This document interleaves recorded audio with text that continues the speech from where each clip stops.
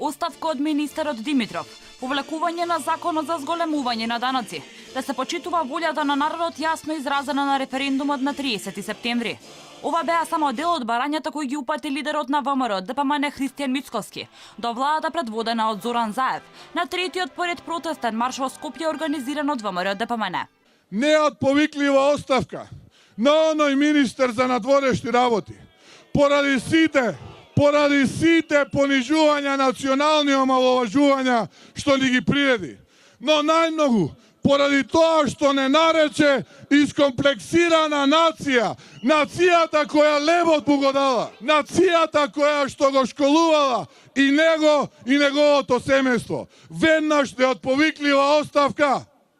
Првиот човек на опозицијата го повика премиерот Зоран Заев на ТВ дуел.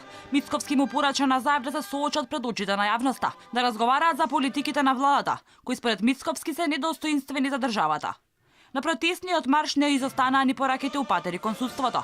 Односно Мицковски истакна дека СДСМ ќе воскресне некој закон за специјалното јавно обвинителство. Ке приготват монархистички закон за да можат секој оној неистомисленик да го казнат, да го осудат и ако малку ги критикува и ако спори против нив и нивните политики да го пратат во притвор, во затвор, затоа што само така они се научени да владеат, со страф и притисоци, а не со проекти и со работа. Мицковски посочи дека ВМРО ДПМН и коалицијата ќе бидат победничката политичка сила во Македонија и дека нема да запрат со борбата за да замине оваа, според нив демократска власт, која витела проекти и подобар живот, а донела само црнила, чемер и јад во домовите на граѓаните.